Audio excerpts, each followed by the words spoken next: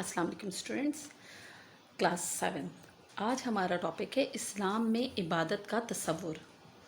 اس کے اندر ہم اس کا مفہوم، اسلام میں عبادت کا تصور، توحید تصور عبادت کی بنیاد ہے، عبادت اور تربیت یافتہ، عبادت میں اعتدال اور میانہ روی، اور عبادت کے خاطر ترک دنیا کی ممانعت۔ یہ ہمارے اس چیپٹر کے ٹاپکس ہیں۔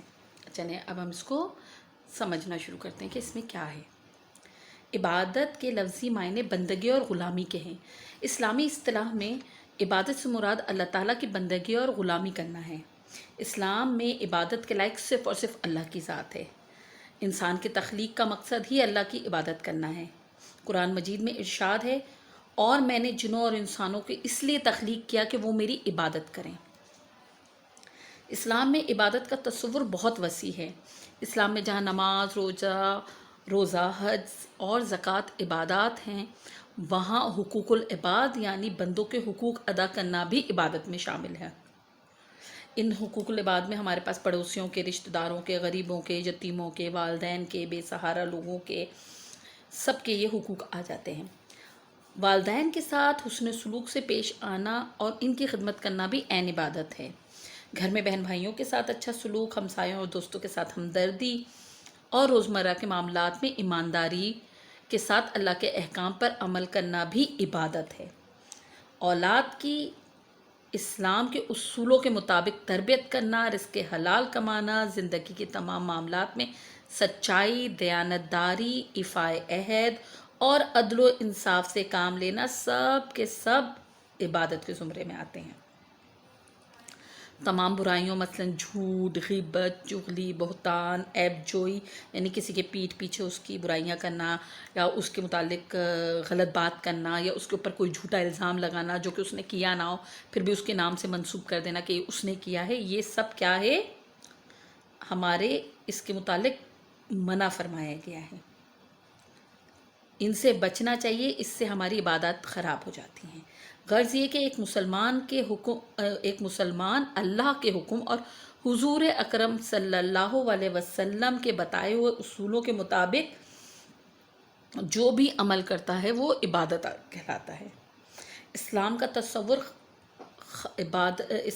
تصور عبادت خالصتاً توحید پہ مبنی ہے، یعنی اللہ تعالیٰ کو اس کی ذات، صفات اور افعال میں ایک مانتے ہوئے صرف اور صرف اس کی عبادت کرنا، اللہ تعالیٰ کو ہی تمام محبتوں کا مرکز جاننا اور تمام قوتوں کا مالک ماننا، اسی کے سامنے سر جھکانا، اسی سے مغفرت طلب کرنا، ہر قسم کی نعمتوں کے حصول کے لیے صرف اس کے سامنے ہاتھ پھیلانا اور اس کا شکر ادا کرنا ہی ہمارا تصور عبادت ہے۔ ترجمہ: اور یہ کہ صرف میری عبادت کرو، یہی سیدھا راستہ ہے۔ قرآن کی یہ سورہ یاسین میں آیت نمبر 61 میں ہے۔ عبادت اور تربیت افراد، اس میں بتایا ہے کہ یعنی دین اسلام زندگی گزارنے کا مکمل ضابطہ حیات ہے۔ ایک معاشرہ اسی وقت ترقی کرتا ہے جب وہ اسلام دنیا اور آخرت کے بنائے ہوئے اصولوں پہ چلے گا۔ زندگی ایک خاص تربیت میں لانے کے لیے اسلام نے نماز، روزہ، زکوٰۃ اور حج جیسی عبادات مقرر کی ہیں۔ نماز روحانی سکون دینے کے لیے اور انسان کو برائی اور بے حیائی سے روکتی ہے۔ اللہ تعالیٰ کی بزرگی اور بڑائی کو تسلیم کرنا اور اس کے آگے سجدہ کرنا ہی اور اس کو خالق ماننا ہی یہ ہمارا اولین فرض ہے۔ اسی طرح روزے رکھنے سے انسان کے دل میں خوف خدا، تقوی اور پرہیزگاری جیسی صفات پیدا ہوتی ہیں۔ زکوٰۃ انسان میں ایثار، مدد اور ہمدردی کے جذبات پیدا کرتا ہے۔ زکوٰۃ ادا کرنے سے معاشرے میں معاشی توازن برقرار ہوتا ہے، یعنی جو امیر ہوتے ہیں جب وہ اپنے پیسہ نکالتے ہیں تو وہ ڈسٹریبیوشن کس کے اندر ہوتی ہے؟ وہ غریب، غربا اور جو مستحقین ہوتے ہیں اس کے لیے ہوتی ہے۔ تو اس طرح کیا ہوتا ہے، پیسہ کسی ایک کے پاس جا کے اسٹک نہیں ہو جاتا، یعنی ایک ہی کے پاس جا کے جمع نہیں ہو جاتا، پھر وہ اپنے پیسے میں سے غریبوں کا، نادار کا، اور جو مساکین ہیں، جو حقدار ہیں، ان کا حصہ نکلتا ہے. اس طرح کیا ہوتا ہے، معاشرے میں بیلنس ہو جاتا ہے، توازن برقرار ہو جاتا ہے، جس سے امیر اور غریب کے درمیان کا فرق کم ہو جاتا ہے، یعنی یہ گیپ بڑھتا نہیں ہے. حج کے ذریعے اخوت، بھائی چارے اور مساوات کا جذبہ پروان چڑھتا ہے، یعنی سب لوگ ایک جگہ حج کے موقع پہ جمع ہوتے ہیں، مختلف ملکوں سے، مختلف جگہوں سے، مختلف رنگ نسل کے لوگ ایک جگہ جمع ہوتے ہیں، تو کیا ہوتا ہے وہاں سب لوگ ایک جگہ جمع ہو جاتے ہیں اور ایک دوسرے کے ساتھ اللہ کی عبادت میں مشغول ہو جاتے ہیں، اور وہاں پہ لوگ مختلف لوگوں سے مل کر آپس میں ان کے درمیان محبت اور آپس میں رواداری کا جذبہ پیدا ہوتا ہے. اخوت کہتے ہیں مطلب آپس میں بھائی بینی اور آپس میں ایک ہو جانے کو کہیں گے، کہ بھائی چارہ اور ایک دوسرے کے ساتھ مل کے محبت کے ساتھ رہنا. ٹھیک ہے نا. عبادت میں اعتدال اور میانہ روی.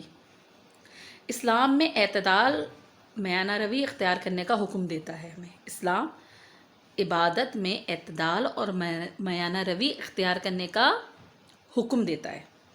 اسلام اس بات کی اجازت نہیں دیتا کہ انسان ساری رات عبادت کرتا رہے، ہر روز روزے رکھے یا شادی بیاہ نہ کرے، بلکہ شریعت میں ہے کہ عبادت کے ساتھ ساتھ اپنی جائز معاشرتی اور معاشی ذمہ داریاں بھی پوری کی جائیں. نبی کریم صلی اللہ علیہ وسلم کی زندگی ہمارے لیے بہترین نمونہ اور مشعل راہ ہے. آپ زندگی کے ہر معاملات میں ہمیشہ اعتدال اور میانہ روی سے کام لیتے تھے.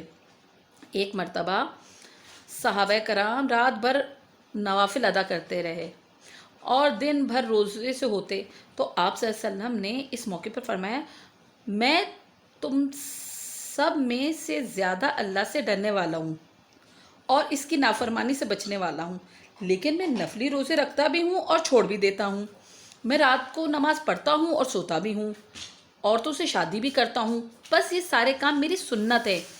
جس نے میری سنت سے منہ موڑا وہ مجھ سے نہیں ہے، یعنی اس کا تعلق مجھ سے نہیں ہے. ٹھیک ہے. عبادت کے خاطر ترک دنیا کی ممانعت. اس میں ہے اسلام ہمیں دنیا داری چھوڑ کر صرف عبادت کرنے کا درس نہیں دیتا. اسلام ہم سے کہتا ہے کہ اپنی عبادت کے لیے آپ دنیا کے سارے کام نہ چھوڑیں، بلکہ جو آپ کے ذمے دنیاوی کام ہیں آپ ان کو بھی سر انجام دیں. اسلام مذہبی اور دنیاوی امور کا حسین امتزاج ہے. عبادت کا ہرگز مطلب یہ نہیں ہے کہ انسان اپنی ذمہ داریوں سے منہ موڑ لے، جنگل ویرانوں میں جا کے اپنی عبادت کرنا شروع کر دے. اسلام ہر اس نظریے کی نفی کرتا ہے جس میں اپنی دنیاوی ذمہ داریوں سے کنارہ اختیار کیا جائے. نبی کریم نے عبادت کے خاطر دنیاوی امور کو ترک نہیں کیا تھا اور اس کے متعلق سخت منع فرمایا تھا. آپ صلی اللہ علیہ وسلم کا ارشاد ہے، اسلام میں رہبانیت نہیں، یعنی ایک طرف جا کے گوشہ نشینی اختیار کرنا نہیں ہے. اسلام کا تصور عبادت انسان میں اخلاقی اور معاشرتی دونوں اقسام کے اعلیٰ صفات پیدا کرتا ہے، جس کے نتیجے میں وہ ایک اچھا اور مثالی انسان بن کر زندگی گزارتا ہے، ہر دنیا آخرت میں کامیابی اس کا مقدر بنتی ہے. چلیں اب ہم اس کی ایکسرسائز کی طرف چلتے ہیں. پہلے ایک کام کرتے ہیں، ہم لوگ خالی جگہ پر کر لیتے ہیں. کوشچن نمبر 3، انسان کی تخلیق کا مقصد ڈیش کی عبادت کرنا ہے. انسان کی تخلیق کا مطلب اللہ تعالیٰ کی عبادت کرنا ہے. یہاں کیا آئے گا؟ اللہ تعالیٰ.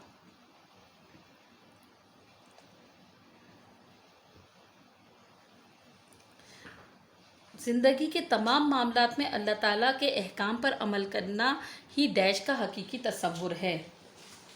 عبادت نہیں، زندگی کے تمام معاملات اللہ تعالیٰ کے احکام پر عمل کرنا ہی عبادت کا.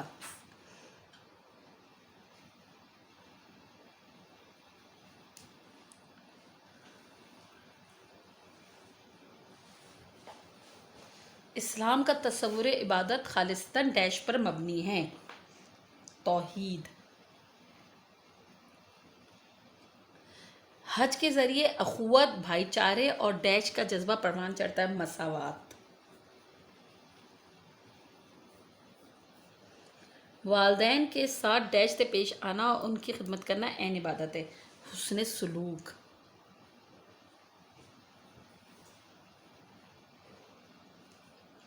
اسلام عبادت میں اعتدال اور ڈیش اختیار کرنے کا حکم دیتا ہے؟ میانہ روی۔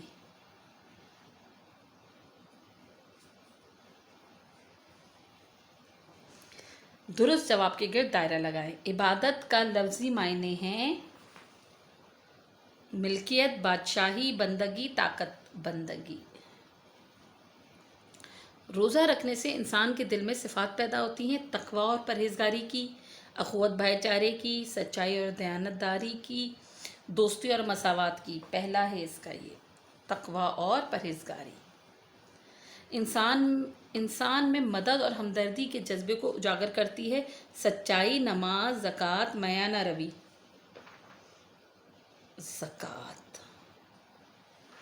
کن کے ساتھ حسن سلوک کے ساتھ پیش آنا، ان کی خدمت کرنا بھی عین عبادت ہے۔ والدین، دوستوں سے، رشتہ داروں سے، ہمسایوں سے، والدین سے۔ انسان کو بے حیائی اور برائی سے روکتی ہے؟ نماز، زکوٰۃ، سچائی۔ میانہ روی، نماز۔ چلیں اب ہم اس کے کوشچن آنسر کی طرف چلتے ہیں، ٹھیک ہے؟ صحیح۔ چلیں کوشچن نمبر 1 ہے ہمارا،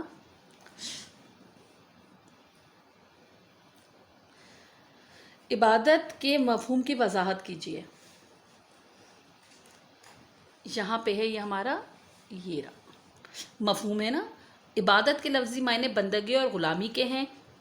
اسلامی اصطلاح میں عبادت سے مراد اللہ تعالیٰ کی بندگی اور غلامی کرنا ہے۔ اسلام میں عبادت کے لائق صرف اور صرف اللہ کی ذات ہے۔ انسان کی تخلیق کا مقصد ہی اللہ کی عبادت کرنا ہے۔ قرآن مجید میں ارشاد فرمایا، ترجمہ لکھیے گا، یہ نہیں لکھیے گا، اور میں نے جنوں اور انسانوں کو اس لیے تخلیق کیا کہ وہ میری عبادت کریں۔ سورہ کا نام اور آیت نمبر لکھیں گے، ٹھیک ہے؟ سوال نمبر 2، اسلام کا تصور عبادت خالصتاً توحید پر قائم ہے، واضح کیجیے۔ یہ ہے توحید تصور عبادت کی بنیاد۔ یہاں سے آپ کا آنسر آئے گا، اسلام کا تصور عبادت خالصتاً توحید پہ مبنی ہے، یعنی اللہ تعالیٰ کو اس کی ذات، صفات اور افعال میں ایک مانتے ہوئے صرف اور صرف اسی کی عبادت کی جاتی ہے۔ اللہ تعالیٰ کو ہی تمام محبتوں کا مرکز اور تمام قوتوں کا مالک سمجھا جاتا ہے۔ اسی کے سامنے سر جھکایا جاتا ہے، اسی سے مغفرت طلب کی جاتی ہے۔ ہر قسم کی نعمتوں کے حصول کے لیے صرف اسی کے سامنے ہاتھ پھیلائے جاتے ہیں، اسی کا شکر ادا کیا جاتا ہے۔ اللہ تعالیٰ قرآن مجید میں انسانوں سے مخاطب ہو کر فرماتا ہے، یہ نہیں لکھیے گا، آپ صرف ترجمہ لکھیں گے، اور یہ کہ صرف میری عبادت کرو، یہی سیدھا راستہ ہے۔ سورہ یاسین آیت نمبر 61۔ یہاں پہ آپ کا کوشچن نمبر 2 کمپلیٹ ہو گیا۔ اب کوشچن نمبر 3 ہے آپ کا، اسلامی عبادات کا تصور اعتدال اور میانہ روی پر مبنی ہے، دلائل سے ثابت کیجیے۔ یہ آپ کا ٹاپک ہے، عبادت میں اعتدال اور میانہ روی۔ کوشچن نمبر 3 کا آنسر پورا آپ کا یہ پیراگراف یہاں سے یہاں تک ہے، یہ جو پورا ہے نا، یہاں سے اسلام عبادت میں اعتدال اور میانہ روی اختیار کرنے کا حکم دیتا ہے، یہاں سے شروع ہوا اور یہاں پہ آپ کا اینڈ ہو گیا۔ یہ آپ کو دکھ رہا ہے، یہ صحیح بخاری، صحیح مسلم، یہاں پہ یعنی اس کا مجھ سے تعلق نہیں، ٹھیک ہے؟ سوال نمبر 4، درج ذیل پر نوٹ لکھیں۔ الف، عبادت اور تربیت افراد۔ یہ پورا یہاں سے لے کر عبادت اور تربیت افراد، یہاں سے لے کے یہاں تک آپ کا ایک نوٹ ہو گیا۔ پہلا نوٹ، آپ نوٹ نمبر 1 لکھیے گا اور یہی ہیڈنگ ڈالیے گا اور اس کے نیچے اس کو لکھیں گے آپ۔ پھر نوٹ نمبر 2 ہے آپ کا، یعنی بے، عبادت کی خاطر ترک دنیا کی ممانعت۔ یہ رہا آپ کا اس کا آنسر، پورا یہاں سے لے کر آپ ادھر اینڈ تک لکھیں گے۔ پھر میں آپ کو بتاؤں گی عربی نہیں لکھنی ہے، ترجمہ لکھنا ہے، اور آپ یہ لکھیں گے، ٹھیک ہے؟ اب آ جائیے، مختصر جواب تحریر کریں۔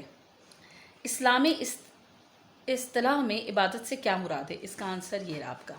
اچھا، لانگ کوشچنز، تفصیلی جواب اور مختصر جواب کی ہیڈنگ ڈالیے گا، تفصیلی جواب الگ اور پھر مختصر جواب الگ۔ اس کا آنسر ہے یہاں سے، دیکھیے اسلامی اصطلاح یہاں سے نکالی گئی، یہ 1 ہے، ٹھیک ہے. اسلامی اصطلاح میں عبادت سے مراد اللہ تعالیٰ کی بندگی اور غلامی کرنا ہے. صحیح ہے، یہ یہاں تک آ گیا. دوسرا کیا ہے، اللہ تعالیٰ نے انسانوں اور جنوں کو کیوں تخلیق کیا؟ اس کا آنسر آپ کا یہ ہوگا، اس کا یہ ترجمہ ہے، اور میں نے جنوں اور انسانوں کو اس لیے تخلیق کیا کہ وہ میری عبادت کریں. یہ ہے آپ کے 2 کا آنسر. آپ صرف ترجمہ لکھیں گے، ٹھیک ہے، اور یہ آیت نمبر ضرور مینشن کریں گے. تیسرا ہے، کون سی عبادت انسان کو برائی اور بے حیائی سے روکتی ہے؟ یہاں کہیں پڑھا تھا. ہاں، نماز روحانی سکون دینے کے ساتھ اللہ تعالیٰ اور بندے کے تعلق کو مضبوط کرتی ہے. یہ انسان کو برائی اور بے حیائی سے روکتی ہے. تو یہ آپ کا کون سا ہو گیا؟ 3. ٹھیک ہے، مختصر سوال کا 3. پھر 4 ہے آپ کا، اس کے کا ترجمہ لکھیں. اس کا ترجمہ یہ رہا آپ کا. صحیح ہے، یہ ہو گیا 4. صحیح. پھر 5 ہے، اسلام کی تصور عبادت کے حوالے سے کسی ایک آیت کا ترجمہ زبانی یاد کر کے لکھیے. اس میں آپ کا آئے گا 5واں نا.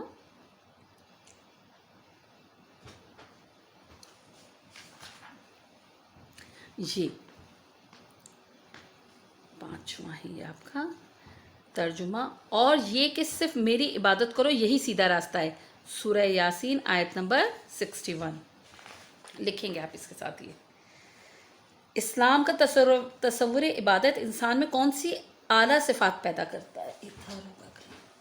اسلام کا تصور عبادت انسان میں اخلاقی اور معاشرتی دونوں اقسام کی اعلیٰ صفات پیدا کرتا ہے اور اس کا تزکیہ نفس کرتا ہے. یہاں سے یہ آپ کا 6 ہو گیا. 6 کی آنسر ہے. ٹھیک ہے، چلیں یہ ہو گئے آپ کے کوشچنس. اینڈ اب آپ ٹائٹل پیج بنائیں گے، کوشچن آنسر کریں گے، یہ اپنے نوٹ لکھیں گے اور خالی جگہیں اپنے پاس اتاریں گے. باقی یہ جو درست جواب کے گرد دائرہ لگا ہے آپ اسی میں رہنے دیجیے گا. اوکے.